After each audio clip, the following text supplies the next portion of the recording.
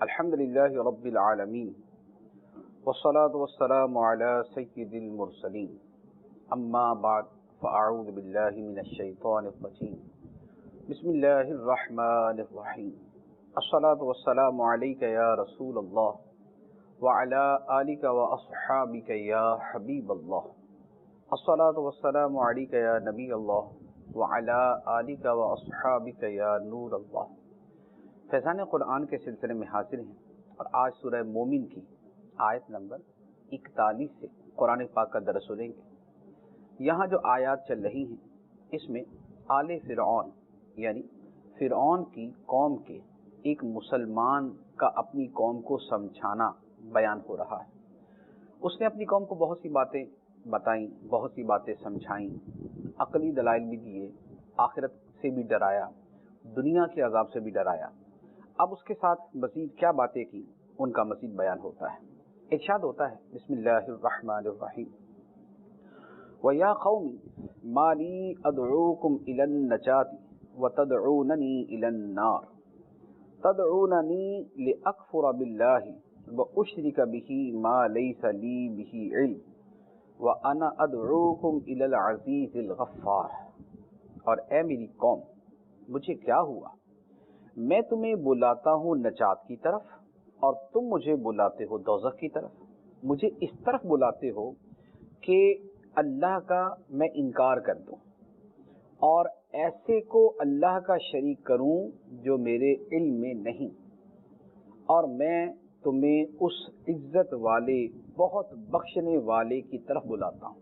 یہ بندہ مومن کا بڑا خوبصورت انداز تھا کہ اس نے کہا کہ میں تو تمہیں نجات کی طرف بلاتا ہوں اور تم مجھے آگ کی طرف بلاتے ہو، میں تمہیں ایمان کی طرف بلاتا ہوں تم مجھے کفر کی طرف بلاتے ہو، میں تمہیں توحید کی طرف بلاتا ہوں تم مجھے شرک کی طرف بلاتے ہو، تم مجھے یہ دعوت دیتے ہو کہ میں اللہ کے ساتھ کفر کروں اور شرک کروں، اور جبکہ میں تمہیں دعوت دیتا ہوں اس اللہ کی بارگاہ کی طرف، اس ذات الہی کی طرف جو بڑی عزت والی ہے اور بڑی ہی بخشنے والی ہے۔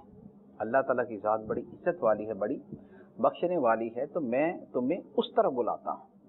تو دعوتوں کا تضاد دیکھو کہ تمہاری دعوت کیا اور میری دعوت کیا۔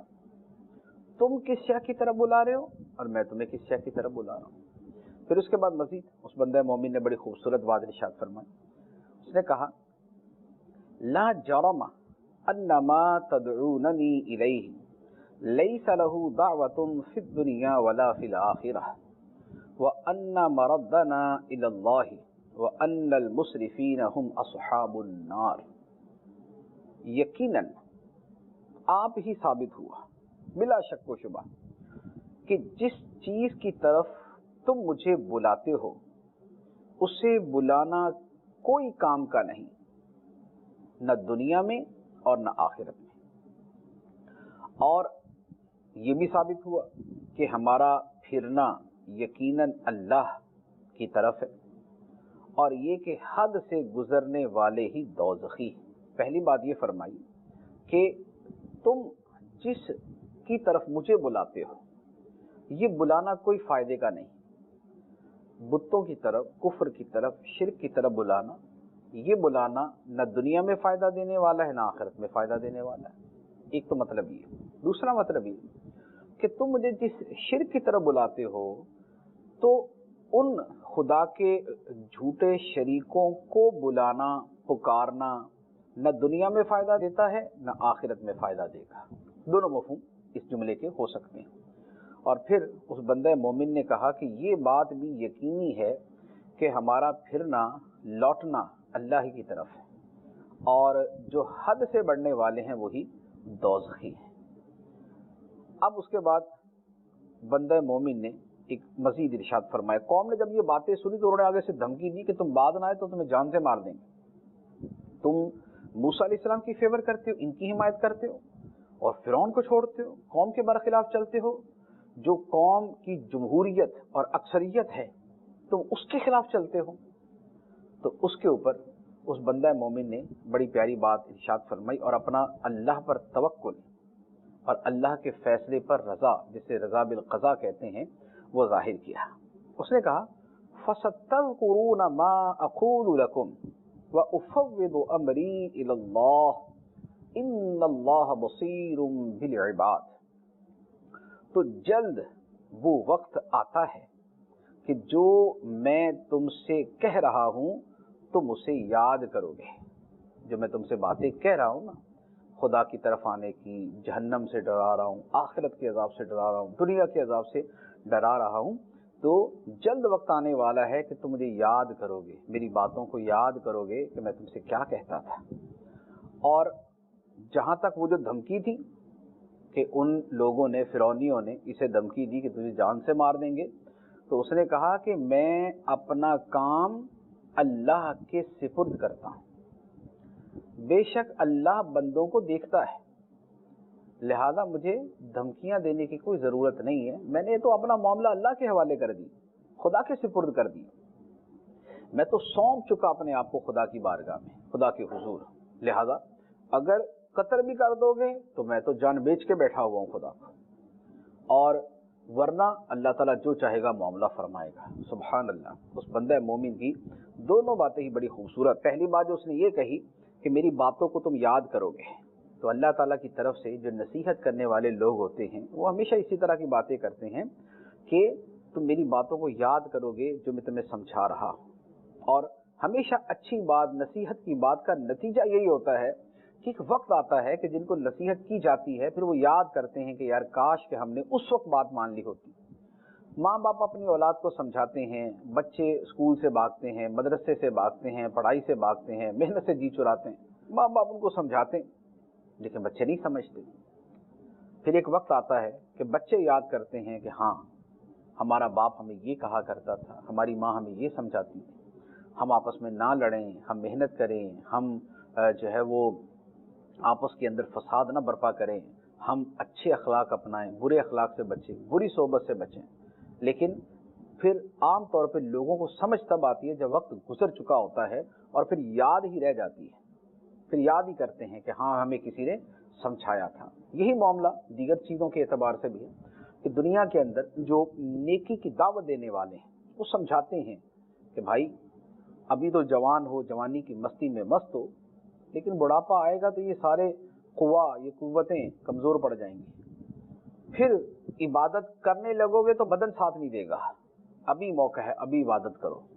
لیکن بندہ اپنی غفلت میں، اپنی انہی مستیوں میں اور انہی کے اندر لگا رہتا ہے. پھر وقت آتا ہے بندہ کہتا ہے کہ کاش کہ میں نے پہلے ہی توبہ کر لی ہوتی ہے، کاش کہ یہ انجام میرے سامنے نہ آتا. اور پھر اگر موت تک ہی بندے کو توبہ کی توفیق نصیب نہ ہوئی تو پھر آخرت کا معاملہ تو کہیں کا کہیں جا سکتا ہے. تو اس بندہ مومن نے بھی کہا کہ جو میں تم سے کہہ رہا ہوں تم اسے یاد کرو گے. اور دوسری بات جو اس نے بیان کی کہ میں اپنے معاملے کو اللہ کے سپرد کرتا ہوں. یہ بندہ مومن کی شان ہوتی ہے. اللہ پر توکل کرنا، اللہ پر بھروسہ کرنا، یہ ایمان والوں کے لیے ضروری ہے. یہ ایمان والوں کے لیے ضروری ہے. اللہ تعالیٰ کو خالق الاسباب اور مسبب حقیقی سمجھنا تو فرض ہے کہ کائنات میں جو ہوتا ہے ہم محنت کرتے اس کا پھل ملتا ہے تو پھل دینے والا خدا ہی ہے. یہ تو ہمارا اعتقاد ہے، عقیدہ ہے. پھر اس کے ساتھ توکل کے مزید درجات ہیں جو مستحب کے درجے میں آتے ہیں، سنت کے درجے میں بھی آتے ہیں کہ نبی پاک صلی اللہ علیہ وآلہ وسلم کی سنت مبارکہ بھی. تو اس میں یہ بھی ہے کہ اسباب سے زیادہ اسباب کے خالق پہ بھروسہ کیا جائے، دنیا سے زیادہ اللہ پہ بھروسہ کیا جائے، بلکہ حقیقی بھروسہ ہی اللہ پہ کیا جائے. اسباب کو ذریعہ اور وسیلہ سمجھا جائے. قرآن پاک میں توکل کے بارے میں ایک آیت نہیں ہے، 20 آیتیں. وَعَلَى اللَّهِ فَتَوَكَّلُوا إِن كُنتُم مُؤْمِنِينَ. اللہ ہی پر توکل کرو اگر تم ایمان والے ہو. اور اس طرح کی بہت ساری آیات مبارکہ ہیں. اور جو اپنے معاملے کو اللہ کے سپرد کر دیتا ہے تو اللہ تعالیٰ اس کے ساتھ اچھا ہی معاملہ فرماتا ہے، جس کا یا دنیا میں ہی اکثر و بیشتر اچھا انجام ہوتا ہے، اور اگر دنیا میں ظاہری طور پہ مطلوبہ نتیجہ نہ بھی ملے تو آخرت کے اندر اس کا ضرور اچھا نتیجہ ملے گا. تو لہذا اپنے معاملات کو ہم دعا بھی کرتے ہیں تو دعا کے اندر بھی بعض اوقات ایسا ہوتا ہے کہ ہمارا بس یہ ہوتا ہے کہ جو ہم نے بول دیا نا وہی اللہ تعالیٰ کرے. حالانکہ دعا کے اندر یہ تصور نہیں ہونا چاہیے. ہم نے اپنی گزارش، اپنی درخواست اللہ کی بارگاہ میں پیش کر دی، اب اس کا نتیجہ خدا پہ چھوڑ دیں۔ اب اللہ تعالیٰ ہمارے حق میں وہ کرے جو ہمارے لیے بہتر ہے۔ تو یہ والا انداز ہونا چاہیے۔ تو یہاں پر اس بندہ مومن نے اپنا معاملہ اللہ کے حوالے کر دیا تو پھر قوم اسے قتل نہ کر سکی، حالانکہ مقابلے میں فرعون ہے، فرعون کی قوم ہے، فرعون کے درباری ہیں، لشکری ہیں، فوج ہے، لیکن اس ایک بندہ مومن کو قتل نہیں کر سکے۔ اللہ تعالیٰ نے اسے بچا لیا۔ چنانچہ اگلی آیت کے اندر ارشاد ہوتا ہے فَوَقَاهُ اللَّهُ سَيِّئَاتِ مَا مَكَرُوا وَحَاقَ بِآلِ فِرْعَوْنَ سُوءُ الْعَذَابِ، تو اللہ نے اس بندہ مومن کو بچا لیا ان لوگوں کے مکر کی برائیوں سے، ان لوگوں کی سازشوں کی برائیوں سے، اور فرعون والوں کو برے عذاب نے آ گھیرا۔ وہ ایک طرف اتنا بڑا لشکر ہے اور ایک طرف یہ بندہ مومن، خدا نے اس ایک کو بچا لیا اور وہ جو لشکر کا لشکر تھا اسے دریا نیل میں ڈبو دیا، وہ غرق ہو گیا، ایک بندہ مومن بچ گیا موسیٰ علیہ السلام کے ساتھ۔ تو یہ اللہ تعالیٰ کی قدرت کے شاہکار ہیں کہ اللہ تعالیٰ چاہے تو ساری دنیا کسی کو مارنے پہ تل جائے، لیکن اگر خدا بچانا چاہتا ہے تو پھر اس بندے کو کوئی کچھ کہہ نہیں سکتا۔ اور اگر ساری دنیا کسی کی حفاظت میں لگ جائے اور مضبوط لوہے اور پتھروں کے قلعوں کے اندر اسے چھپا دیا جائے، لیکن اگر خدا اس کو مارنا چاہتا ہے تو پھر اس کو ہو سکتا ہے کہ مچھر سے ہی مار دے، ایک مچھر اس کو ڈینگی کر دے گا، ایک مچھر ہی اس کو جو ہے نا وہ اس کو پتہ نہیں کون سے جب وہ مرض کا شکار کرے گا، وہ قلعوں کے اندر بھی مر جائے گا، وہاں ان قلعوں کے اندر ہی سانپ نکل آئے گا اور اس کو ڈس لے گا۔ تو خدا جب کسی کو مارنا چاہے تو اسے بچا نہیں سکتا، اور خدا جسے بچانا چاہے اسے دنیا اس کا کچھ کر نہیں سکتی۔ اب یہ جو فرعونیوں کا فرمایا گیا کہ ان پر برا عذاب اتر آیا، وہ کیا تھا؟ وہ جو دریائے نیل میں ڈوب گئے۔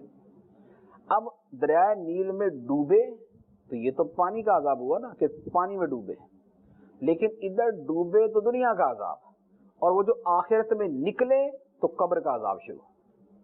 آخرت میں نکلے، یہ وہ جو برزخ میں نکلے تو قبر کا عذاب شروع۔ چنانچہ اگلی آیت کے اندر اس کا بیان ہے، ارشاد ہوتا ہے النار یعرضون علیہا غدوا وعشیا ویوم تقوم الساعۃ ادخلوا آل فرعون اشد العذاب، آگ جس پر صبح و شام پیش کیے جاتے ہیں، اور جس دن قیامت قائم ہوگی حکم ہوگا فرعون والوں کو، فرعونیوں کو سخت تر عذاب میں داخل کرو۔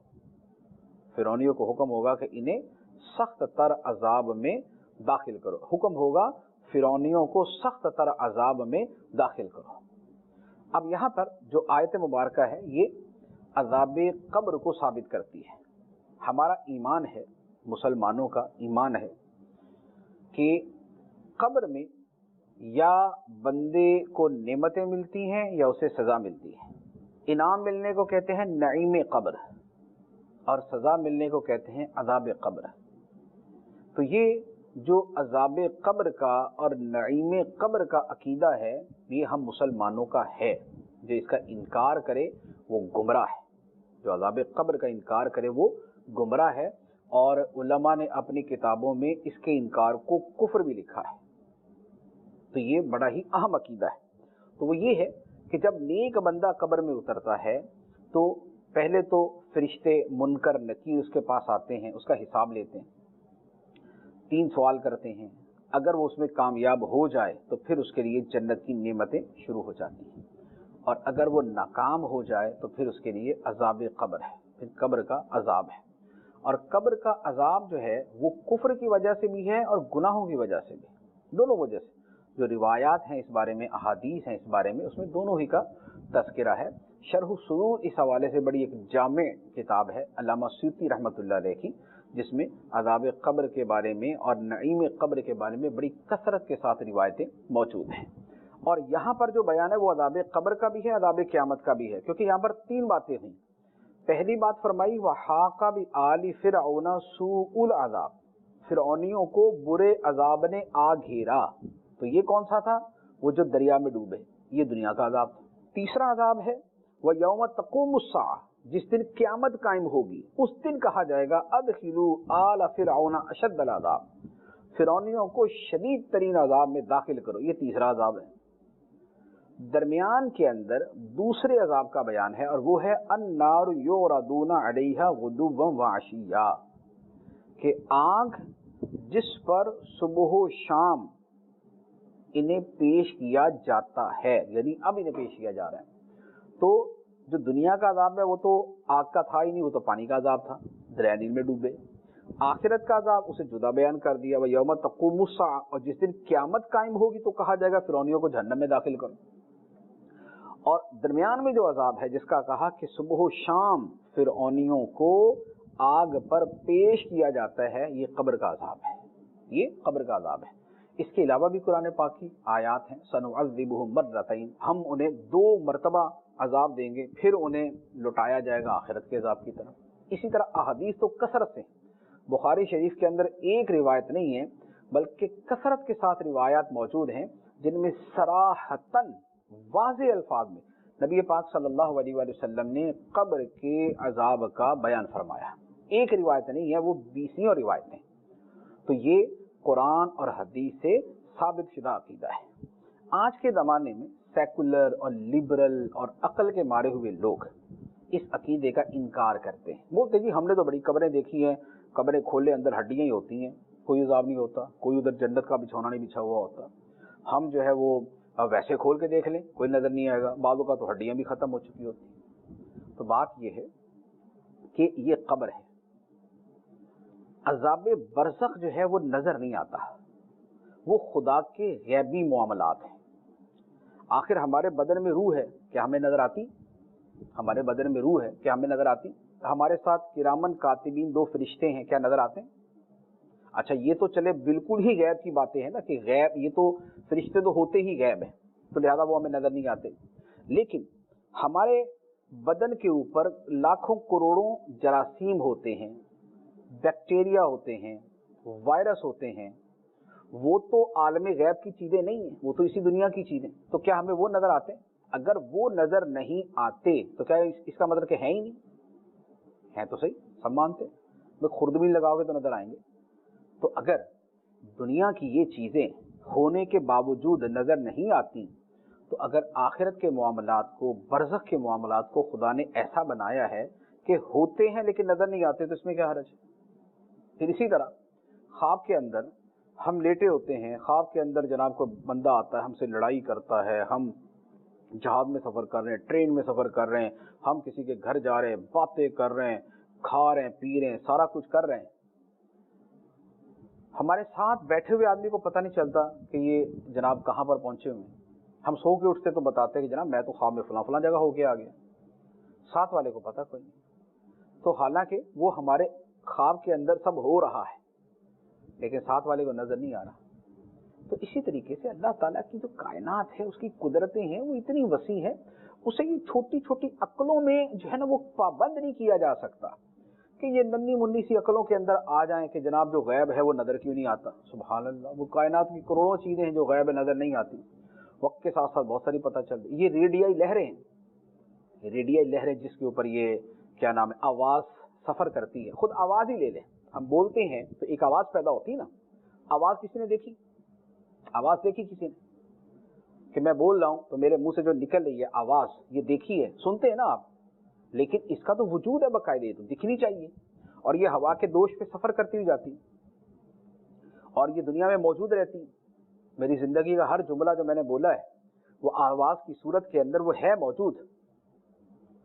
तो अब मौजूद तो है, नज़र तो नहीं आ रहा, तो क्या मतलब नज़र नहीं आ रहा तो इनकार कर दें कि मेरी आवाज़ ही कोई नहीं, दुनिया में किसी बंदे की कोई आवाज़ ही नहीं है, क्यों? इसलिए कि नज़र नहीं आ रही। तो नज़र ना आना जो है ये ऐसी चीज़ नहीं होती कि जिसकी वजह से किसी शय की के वजूद और हकीकत का इनकार कर दिया जाए। इसी तरह अज़ाब क़ब्र का मामला है, नज़र नहीं आता, हमें नज़र नहीं आता लेकिन है सही। कब्र की नेमतें हमें नज़र नहीं आती लेकिन हैं सही। हाँ, अल्लाह ताला कभी कभार दिखा देता है, कब्र की नेमतें भी दिखा देता है, कब्र का अज़ाब भी दिखा देता है। ऐसे एक नहीं हज़ारों वाक़यात, कब्र से आग भड़क उठी या कब्र खुल गई तो उसके अंदर नेमतें भी नज़र आ गई। लेकिन वो अल्लाह ताला कभी कभार जो है वो दिखा देता है लोगों के ईमान को मजबूत करने के लिए।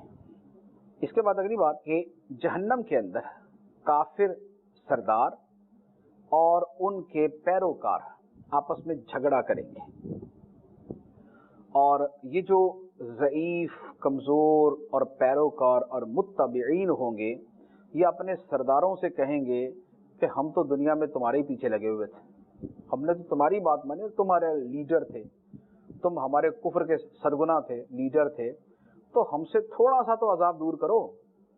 لیکن وہ بڑے کہیں گے نہیں، آج سب برابر ہیں، ہم ادھر ہی ہیں سارے، کوئی کسی سے کوئی عذاب دور نہیں کر سکتا۔ چنانچہ اللہ تعالیٰ فرماتا ہے وَإِذْ يَتَحَاجُّونَ فِي النَّارِ فَيَقُولُ الضُّعَفَاءُ لِلَّذِينَ اسْتَكْبَرُوا إِنَّا كُنَّا لَكُمْ تَبَعًا فَهَلْ أَنْتُمْ مُغْنُونَ عَنَّا نَصِيبًا مِنَ النَّارِ قَالَ الَّذِينَ اسْتَكْبَرُوا إِنَّا كُلٌّ فِيهَا إِنَّ اللَّهَ قَدْ حَكَمَ بَيْنَ الْعِبَادِ۔ اور جب وہ آگ میں باہم جھگڑیں گے تو کمزور ان سے کہیں گے، جو بڑے بنتے تھے ان سے کہیں گے ہم تو تمہارے تابع تھے، تمہارے پیچھے تھے، تو کیا تم ہم سے آگ کا کوئی حصہ گھٹا لو گے، ہم سے کوئی عذاب کا حصہ گھٹا دو گے؟ وہ بڑے بننے والے بولیں گے ہم سب آگ میں ہیں، بے شک اللہ بندوں میں فیصلہ فرما چکا، زیادہ فیصلہ ہو گیا، اب ہم سب نے عذاب میں رہنا ہے، اب کوئی فائدہ نہیں۔ اب جب پہلے تو جو چھوٹے کافر تھے وہ بڑوں سے یہ بات کر لیں گے، اب یہ کہیں گے کہ یہ بڑے تو عذاب دور نہیں کر سکتے، تو یوں کرتے ہیں جو جہنم کے داروغے ہیں، جو جہنم کے مقرر کردہ فرشتے ہیں خدا نے مقرر کیے ہوئے، انہی کو درخواست کر لیتے ہیں کہ بھائی یہ تو کچھ نہیں کر رہے، تم ہی مہربانی کر دو۔ چنانچہ اب ان سے بات کریں گے اور وہ کیا جواب دیں گے، اللہ تعالیٰ نے اس کا ذکر فرمایا، ارشاد فرمایا وَقَالَ الَّذِينَ فِي النَّارِ لِخَزَنَةِ جَهَنَّمَ ادْعُوا رَبَّكُمْ يُخَفِّفْ عَنَّا يَوْمًا مِّنَ الْعَذَابِ قَالُوا أَوَلَمْ تَكُ تَأْتِيكُمْ رُسُلُكُمْ بِالْبَيِّنَاتِ قَالُوا بَلَىٰ قَالُوا فَادْعُوا وَمَا دُعَاءُ الْكَافِرِينَ إِلَّا فِي ضَلَالٍ۔ اور جو آگ میں ہیں وہ جہنم کے داروغوں سے کہیں گے اپنے رب سے دعا کر دیں ہم پر عذاب کا ایک دن ہلکا کر دیں۔ جہنمی جہنم کے داروغوں سے کہیں گے کہ آپ لوگ اپنے رب سے دعا کر دیں کہ ہم پر عذاب کا ایک دن ہی ہلکا کر دیں۔ تو وہ داروغے، وہ جہنم کے فرشتے جواب دیں گے کیا تمہارے پاس تمہارے رسول نشانیاں نہ لاتے تھے؟ بولیں گے کیوں نہیں؟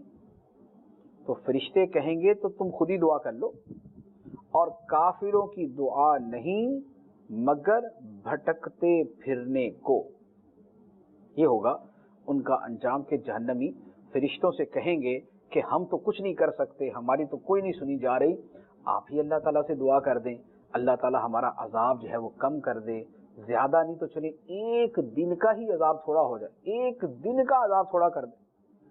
تو وہ آگے سے فرشتے جواب دیں گے کہ کیا تمہارے پاس اللہ نے رسول نہیں بھیجے تھے، روشن نشانیاں لے کر رسول نہیں آئے تھے؟ تو کہیں گے کیوں نہیں آئے تھے؟ تو فرشتے کہیں گے پھر دعا بھی تم خود ہی کرو، جب ان رسولوں کے آنے پر تم نے جھٹلایا تھا انہیں، تو آج دعا بھی تم ہی کر لو، پھر خود ہی پکار کے دیکھ لو۔ تو ہوگا کیا کہ کافروں کی دعا بیکار، بھٹکتی پھرے گی، ان کی تخفیف عذاب کی، عذاب کم ہو جانے کی دعا ہرگز قبول نہیں ہوگی۔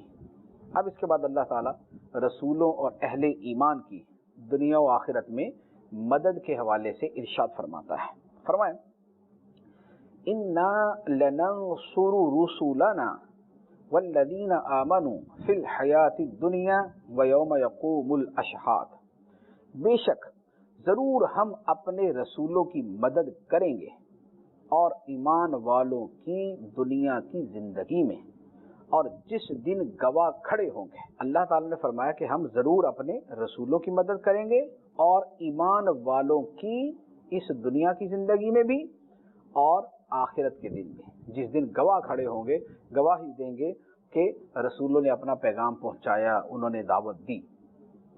اب یہ رسولوں کی اور اہل ایمان کی مدد کیا ہوتی ہے؟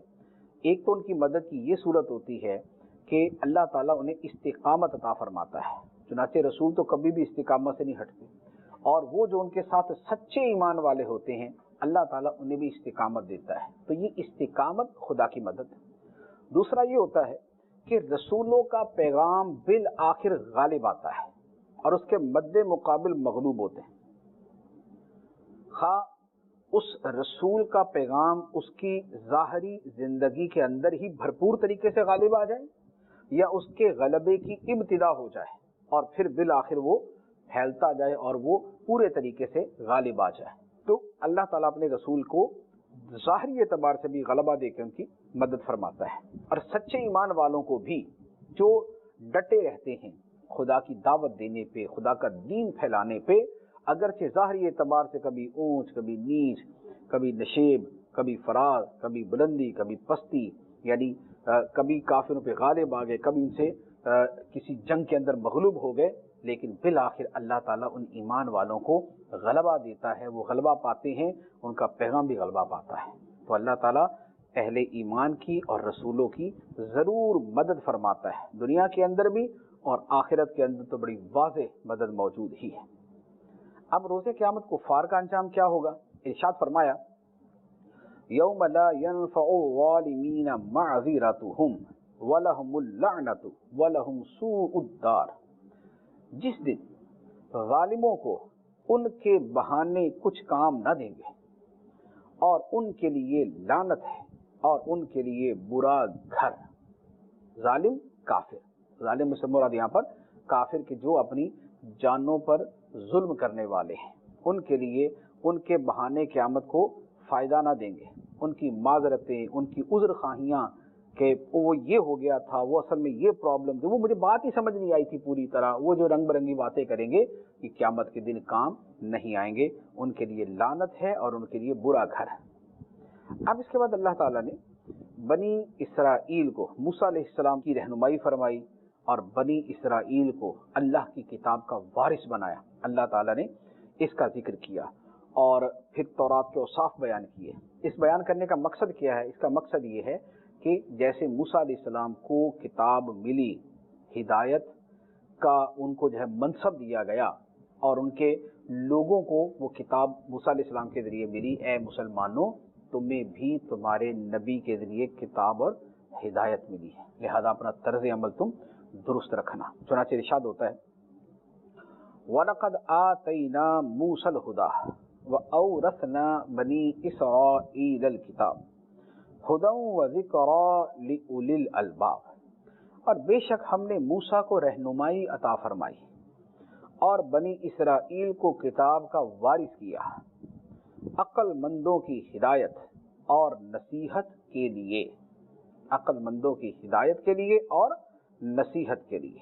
تو یہ اللہ تبارک و تعالیٰ نے موسیٰ علیہ السلام کو جو چیزیں عطا فرمائی ان کا بیان فرمایا، اور یہی اللہ تعالیٰ نے ہمارے نبی علیہ السلام کو عطا فرمائی کہ آپ کو رہنما بنایا، آپ کو رہنما بنایا اور آپ کو کتاب بھی عطا فرمائی، اور ہم پوری امت کو، جس میں ہم جیسے گناہ گار بھی داخل ہیں، ہم سب کو اس کتاب کا، قرآن کا وارث بنایا۔ تو ہم قرآن کے وارث ہیں، قرآن ہماری میراث ہے، نبی علیہ السلام کے ذریعے ہمیں عطا کی گئی ہے۔ اس میراث کو سنبھالنا، اس کی حفاظت کرنا، اس پہ عمل کرنا، اسے دوسروں تک پہنچانا، یہ ہماری بحیثیت امت ذمہ داری ہے۔ اب اس کے بعد نبی پاک صلی اللہ علیہ وآلہ وسلم کو اللہ تعالیٰ نے صبر کا حکم دیا۔ صبر کا اس لیے کہ اللہ تعالیٰ کے نبیوں کو ستایا جاتا ہے، اللہ کے رسولوں کو تنگ کیا جاتا ہے، ایذا پہنچائی جاتی ہے، اور نبی پاک صلی اللہ علیہ وآلہ وسلم کے ساتھ بھی یہی معاملہ ہوا، آپ کو ستایا گیا، تنگ کیا گیا، دکھ پہنچایا گیا، راستے میں کانٹے بچھائے گئے، طرح طرح سے آپ کو تکلیفیں دی گئیں، تو اللہ تعالیٰ نے آپ کو بھی صبر کا فرمایا۔ ارشاد ہوا فاصبر ان وعد اللہ حق واستغفر لذنبک وسبح بحمد ربک بالعشی والابکار، اے حبیب تو تم صبر کرو، بے شک اللہ کا وعدہ سچا ہے، اور اپنوں کے گناہوں کی معافی چاہو اپنے لوگوں کی گناہوں کی معافی چاہو اور اپنے رب کی تعریف کرتے ہوئے صبح اور شام اس کی پاکی بیان کرو۔ کئی باتیں ہیں اس کے اندر۔ ایک بات تو فرمائی کہ اے حبیب صبر کرو، بے شک اللہ کا وعدہ سچا ہے۔ اللہ کا وعدہ سچا، وہ جو پیچھے آیت میں ہی گزرا نا کہ ہم اپنے رسولوں کی اور ایمان والوں کی ضرور مدد کرتے ہیں، اس دنیا میں اور قیامت میں بھی کریں گے۔ تو وہ جو اللہ تعالیٰ کا وعدہ رسولوں کی مدد کا، وہ اے حبیب آپ کے ساتھ بھی ہے، تو آپ صبر کریں۔ ابھی بظاہر تو ایک مغلوبیت ہے، بظاہر تو کفار ڈٹے ہوئے ہیں، غلبے کے اندر ہیں، طاقت میں ہیں، اور بظاہر تو وہ اوپر نظر آتے ہیں اور مسلمانوں کو تنگ کر رہے ہیں، ستا رہے ہیں، مسلمان ابھی بدلہ لینے کی پوری طاقت نہیں رکھ پا رہے، لیکن آپ صبر کریں، اللہ کا وعدہ سچا ہے، آپ ہی غالب آئیں گے، آپ کے یہ غلام ہی غالب آئیں گے، یہی صحابہ غالب آئیں گے۔ چنانچہ دنیا نے دیکھا، سبحان اللہ، نبی پاک علیہ الصلوۃ والسلام کو اللہ تعالیٰ نے کیسا غلبہ دیا، بدر میں غلبہ ملا، پھر اس کے بعد وہ غلبے کا سلسلہ چلتا رہا حتیٰ کہ فتح مکہ ہوئی، اور سبحان اللہ پورے عرب کے اندر اسلام پھیل گیا۔ نبی پاک علیہ الصلوۃ والسلام ہر اعتبار سے غالب ہے، دلیل کے اعتبار سے تو پہلے دن سے ہی غالب تھے، ظاہری غلبے کے اعتبار سے بھی غالب ہوئے، پھر جو اہل ایمان کو غلبہ ملا وہ بھی سب کے سامنے ہے۔ کہاں؟ مدینہ منورہ کا ایک ظاہری اعتبار سے چھوٹا سا شہر، وہاں سے اسلام غالب ہونا شروع ہوا اور پھیلتے پھیلتے دنیا کی سب سے بڑی طاقت بن گیا۔ دنیا کے کتنے ممالک پہ مشرق سے لے کر مغرب تک اسلام کا جھنڈا لہرا گیا۔ یہ تھا جو اللہ تعالیٰ نے وعدہ فرمایا تھا کہ ہم بے شک ہم اپنے رسولوں کی مدد کریں گے اور ایمان والوں کی مدد کریں گے۔ تو اللہ تعالیٰ نے وعدہ فرمایا اور وعدہ سچا ہوا، تو فرمایا کہ اے حبیب صبر کیجئے، بے شک اللہ کا وعدہ سچا ہے، اور وہ سچا ثابت ہوا، ظاہر ہوا۔ پھر اس کے بعد مزید فرمایا وَاسْتَغْفِرْ لِذَنْبِكَ۔ اس کا بعض لوگوں نے تو ایسا ترجمہ کر دیا کہ اے نبی تم اپنے گناہ کی معافی مانگ، توبہ نعوذ باللہ۔ نبی پاک علیہ الصلوۃ والسلام تو خدا کے رسول ہیں، معصوم ہیں، اور آپ سے تو گناہ سرزد ہی نہیں ہوا، آپ سے تو ایسی بات ہی سرزد نہیں جسے گناہ کہا جائے۔ نہ صغیرہ کبیرہ کا تو چلے اصلاً ہی کوئی تصور نہیں لاتا اپنے ذہن کے اندر، لے دے کے اگر کوئی صغیرہ کی بھی بات کرے تو یہاں تو وہ بھی درست نہیں۔ پیارے آقا صلی اللہ تعالیٰ علیہ وآلہ وسلم تو صغیرہ کبیرہ ہر قسم کے گناہ سے معصوم تھے، محفوظ تھے، اصلاً کبھی آپ سے ارتکاب نہیں ہوا۔ اور پھر یہ تو وہ باتیں ہو رہی ہیں کہ آپ قربانیاں دے رہے ہیں، آپ سے کہا جا رہا ہے کہ آپ صبر کریں، خدا کے نام پر، خدا کی راہ میں آپ کو ستایا جا رہا ہے، تنگ کیا جا رہا ہے، آپ صبر کریں، صبر کریں، تو کیا اس کے ساتھ یہ کہا جائے گا اور اپنے گناہوں کی معافی بھی مانگ لو ساتھ ہی؟ تو یہاں گناہ کیا؟ نبی پاک علیہ الصلوۃ والسلام تو کافروں کو کفر سے نکال نکال کے اسلام میں ڈال رہے ہیں، ان کی گناہوں بری زندگیوں سے ان کو نکال کر وَيُزَكِّيهِمْ ان کا تزکیہ کر رہے ہیں، ان کے دلوں کو پاک کر رہے ہیں، ان کے اخلاق کو پاک کر رہے ہیں، ان کے کردار کو اچھا کر رہے ہیں، ان کی قتل و غارت گریاں، ان کی دوسری بری عادات، ان کی شراب نوشیاں، ان کی بدکاریاں، ان سے ان کو نکال رہے ہیں۔ تو پیارے آقا صلی اللہ تعالیٰ علیہ وآلہ وسلم تو دوسروں کو گناہوں سے نکال رہے تھے نہ، تو اب آپ کو کیا یہ حکم دیا جائے گا کہ آپ اپنے گناہوں کی معافی مانگیں؟ تو آپ تو گناہوں سے پاک ہیں، معصوم ہیں۔ اسی لیے اعلیٰ حضرت علی رحمہ نے اس کا بڑا خوبصورت ترجمہ کیا ہے کہ آپ اپنے نہیں، اپنوں کے گناہوں کی معافی مانگیں۔ جو آپ کے اپنے ہیں، آپ کے غلام ہیں، صحابہ ہیں، اہل بیت ہیں، آپ کے چاہنے والے ہیں، آپ کا کلمہ پڑھنے والے ہیں، آپ ان کے گناہوں کی معافی مانگیں۔ تو یہ تو شفاعت ہے، یہ تو شفاعت ہے کہ پیارے آقا صلی اللہ علیہ وسلم ہم جیسوں کے بھی گناہوں کی مغفرت کی دعائیں مانگتے ہیں، تو یہ تو سرکار کی شفاعت ہے ہمارے حق۔ تو یہاں اس کا بیان ہے۔ پھر ساتھ ہی فرما دیا اور اپنے رب کی حمد کے ساتھ صبح و شام اس کی پاکی بیان کرو، تسبیح کرو، حمد کرو خدا کی، اس کی پاکی بیان کرو۔ اب اس کے بعد اگلی آیت کے اندر دوبارہ ان لوگوں کا تذکرہ ہے جن کے بارے میں کچھ پچھلے سلسلے کے اندر بھی ہم نے بیان کیا تھا کہ اللہ کی آیتوں میں بغیر کسی دلیل کے جھگڑنے والے، بحث و مباحثہ کرنے والے، ان کا دوبارہ یہاں پر بیان ہوا۔ ارشاد ہوا ان الذین یجادلون فی آیات اللہ بغیر سلطان اتاہم ان فی صدورہم الا کبر ما ہم ببالغیہ فاستعذ باللہ انہ هو السمیع البصیر۔ وہ لوگ جو اللہ کی آیتوں میں جھگڑا کرتے ہیں بغیر کسی دلیل کے جو انہیں ملی ہو، ان کے دلوں میں نہیں مگر ایک بڑائی کی ہوس جسے نہ پہنچیں گے وہ، تو تم اللہ کی پناہ مانگو، بے شک وہی سنتا دیکھتا ہے۔ فرمایا یہ جو اللہ کی آیتوں میں بغیر کسی دلیل کے جھگڑا کرتے ہیں، ان کے دلوں کے اندر ایک بڑا بننے کی ہوس ہے کہ لوگ ہمیں بڑا سمجھیں۔ جیسے نبی پاک علیہ السلام سے جھگڑنے والے کیا تھے؟ وہ کہتے تھے کہ بھئی ان پر کیسے رہی آ گئی، یہ کیسے نبی بن گئے، یہ تو نہ پیسے والے ہیں نہ کوئی سردار ہیں، اگر خدا نے رسول نبی بنانا تھا تو ہمیں بناتے، ہم سردار ہیں پیسے والے ہیں۔ تو وہ ایک بڑائی کی ہوس ان کے دل میں ہے کہ ہم جو ہے نا وہ بڑے ہوں اور ہم لوگوں میں بڑے شمار کیے جائیں۔ تو اللہ تعالیٰ نے فرمایا کہ یہ ایک ہوس ہے بڑائی کی جس کو یہ پہنچیں گے نہیں، یہ بڑے نہیں بنیں گے، نبی کے مقابلے میں کون جو ہے وہ بڑا بن سکتا ہے۔ تو یہ تکبر ہوتا ہے جو بغیر دلیل کے بھی جھگڑنے پر مجبور کر دیتا ہے۔ آج بھی بہت سارے لوگ ایسے ہیں جو قرآنی آیات کے بارے میں بحث و مباحثہ کرتے ہیں، ان کے اندر بھی ایک تکبر ہوتی ہے کہ لوگ ہمیں بھی بہت بڑا اسکالر مان لیں، چنانچہ وہ ایک بڑائی کی ہوس ہے، خبت عظمت ہے وہ کہ لوگ ہمارے قائل ہوں، ہمیں بڑا اسکالر شمار کریں، مفکر شمار کریں، ہمیں جناب بڑا شیخ الاسلام شمار کریں۔ تو اب وہ اپنے اس بڑائی کی طلب کے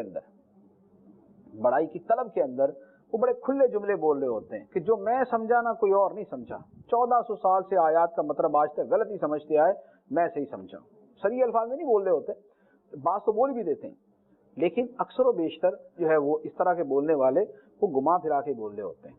وہ یہ نہیں کہتے پچھلے سارے غلط، ایسا لفظ کم ہی بولتے ورنہ تو جوتے ہی پڑنے والے کام ہوتے ہیں۔ لیکن وہ کیا بولنے کا طریقہ ہوتا ہے کہ کسی آیت کا مطلب بیان کریں گے اور اس کے بارے میں یہ کہیں گے کہ اس کے بارے میں مفسرین کی آرا جو ہے وہ اتنی زیادہ قابل قبول نہیں ہے، وہ یوں کہہ کے پوری امت کو سائڈ میں کر دیں گے اور اس کے بعد پھر اپنا مطلب بیان کریں گے۔ اور یہ وہ ایک بڑائی کی ہوس اور خبت عظمت ہوتا ہے دلوں کے اندر کہ لوگ ان کو اسکالر سمجھے، ان کو بڑا سمجھے، ان کی جو ہے نا وہ علم سے متاثر ہو، ان سے انسپائر ہو۔ اور یہ بہت جگہ پایا جاتا ہے۔ جدیدیت کے جو بیچارے شکار ہوتے ہیں اور مفکر کہلانے کے شوقین ہوتے ہیں اور بہت بڑا اسکالر کہلانے کی طلب رکھنے والے ہوتے ہیں، جن کے بارے میں فرمایا ان فی صدورہم الا کبر، ان کے دلوں میں ایک بڑائی کی ہوس ہوتی ہے جس تک پہنچنے کو دل کر رہا ہوتا ہے، تو یہ وہ لوگ ہوتے ہیں جو ایسے جملے بولتے ہیں۔ اس لیے پیچھے اسی کے چلیں، پیروی اسی کی کریں جس نے صحابہ کا دامن پکڑا ہوا ہے، جس نے تابعین کا، ائمہ مجتہدین کا، سلف صالحین کا، بڑے بڑے جو دین کے بزرگان دین گزرے ہیں، جس نے ان کا دامن پکڑا ہوا ہے، آپ اس کا دامن پکڑیں۔ اس کے دامن کی طرف نہ جائیں جس نے پیچھے والے سب کا چھوڑا ہوا ہے، جس نے سب کا چھوڑا ہوا ہے اس نے کسی اور ہی کا پکڑا ہوا ہے، تو لہذا اس کے پیچھے نہ چلیں، بلکہ جو سلف صالحین بزرگان دین کے پیچھے چلنے والا ہے اسی کی پیروی کریں۔ اب اس کے بعد ارشاد فرمایا قیامت کے منکرین کو ایک بڑی خوبصورت دلیل اللہ تعالیٰ نے دی۔ فرمایا لخلق السماوات والارض اکبر من خلق الناس ولکن اکثر الناس لا یعلمون، بے شک آسمانوں اور زمین کی پیدائش آدمیوں کی پیدائش سے بہت بڑی ہے لیکن بہت لوگ نہیں جانتے۔ یعنی لوگ کہتے ہیں منکرین قیامت جو قیامت کو نہیں مانتے، وہ یہ کہتے ہیں کہ انسان دوبارہ کیسے پیدا ہوگا، اللہ تعالیٰ کیسے دوبارہ پیدا کر دے گا۔ تو اللہ تعالیٰ نے فرمایا کہ یہ جو آسمان اتنے بڑے، زمین اتنی بڑی ہے، جس خدا نے یہ بنائے ہیں تو اس کے لیے دوبارہ انسان بنانا کیا مشکل ہے۔ آسمان و زمین کی پیدائش جو ہے وہ ظاہری اعتبار سے انسانوں سے تو بہت بڑی ہے، اللہ تعالیٰ کے لیے تو برابر ہے۔ اللہ تعالیٰ کو یہ نہیں ہے کہ بڑی مخلوق کے لیے زیادہ وقت دینا پڑتا ہے، چھوٹی کے لیے تھوڑے وقت میں کام ہو جاتا ہے۔ اللہ تعالیٰ ان چیزوں سے پاک ہے، یہ وقت کی احتیاجی سے اور یہ اسباب کی فراہمی سے اور مادے کو جو ہے وہ جمع کرنے سے، اللہ تعالیٰ ان چیزوں سے پاک ہے، ان کی احتیاج سے پاک ہے۔ وہ ارادہ فرماتا ہے، وہ امر کن فرماتا ہے اور اشیاء پیدا ہو جاتی ہیں جیسے وہ چاہتا ہے، لہذا اس کے لیے برابر ہے۔ لیکن ظاہری اعتبار سے ہمارے نزدیک ایک انسان ہے اور ایک ہی ساری کائنات ہے۔ ساری دنیا کے اس وقت کے 7.5 ارب انسان ہے دنیا کے اندر، یہ سارے مل کے دنیا کے چپے چپر پر تو نہیں ہیں، مختلف حصوں پہ ہیں. تو یہ چیزیں، اور جتنا بڑا آسمان ہے، جتنے آسمان ہیں، یہ زمین، اس کی وسعتیں، افلاک کی وسعتیں، آفاق کی وسعتیں، تو جس اللہ تعالیٰ نے یہ سارا اتنا بڑا نظام پیدا کیا ہے تو یہ انسان دوبارہ پیدا کرنا کیا مشکل ہے. تو فرمایا کہ زمین و آسمان کا پیدا کرنا یہ بڑا ہے، لوگ دیکھیں تو یہ بڑا ہے انسانوں کی پیدائش سے، لیکن اکثر لوگ جانتے نہیں، یعنی جانتے یہ نہیں ہے کہ جس نے یہ ساری کائنات پیدا کی تو انسان کا پیدا کرنا دوبارہ اس کے لیے کیا مشکل ہے. اللہ تبارک و تعالی ہمیں قرآن کا فہم عطا فرمائے، قرآن پہ عمل کی توفیق عطا فرمائے. آمین بجاہ النبی الامین صلی اللہ علیہ وسلم.